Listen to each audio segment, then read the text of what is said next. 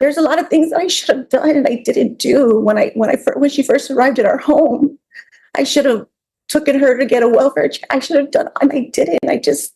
Well, and like Your Honor said, I mean, the initial thing would be to contact authorities to go through the proper channels. I think CPS was contacted prior to this and made contact with Ms. Pettis, so they were aware of the situation. But again, Aware of what situation? that the girl was staying with Ms. Pettis. But again, Before or after the child before, was taken to the hospital?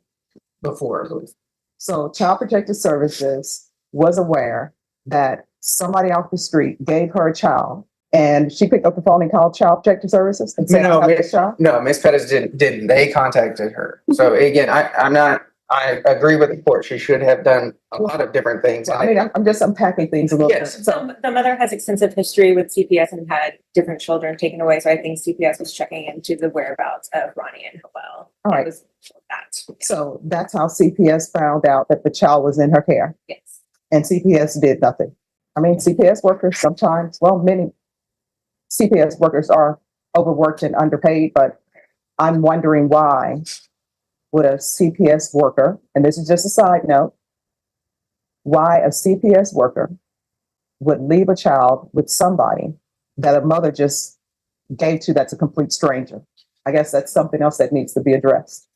We can prove that she did not seek adequate medical attention in terms of she has training as an LVN and attempted to keep an eye on the child at home, and it becomes whether or not we would be able to prove that she failed to do so due to how it is charged, Your Honor. And so at this point, we do feel 18 years for what she is charged with is appropriate. All right. And does she have a license as an LVN? I'm assuming She did in the past. She didn't have, and then I needed to renew it It's because I expired, is that right? yes. And then I started going to school to EC. Oh, sorry. That's okay. It's expired.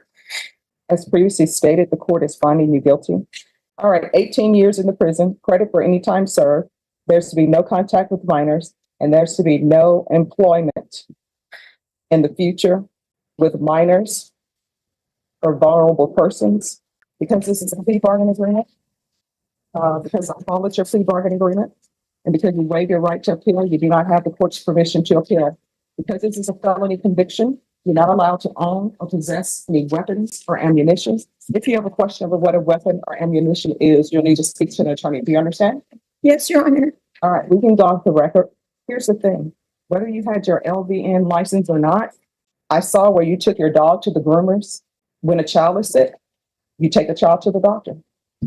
Yes, Your Honor. I don't know why. Sometimes people have more love for their animals than they have for little children.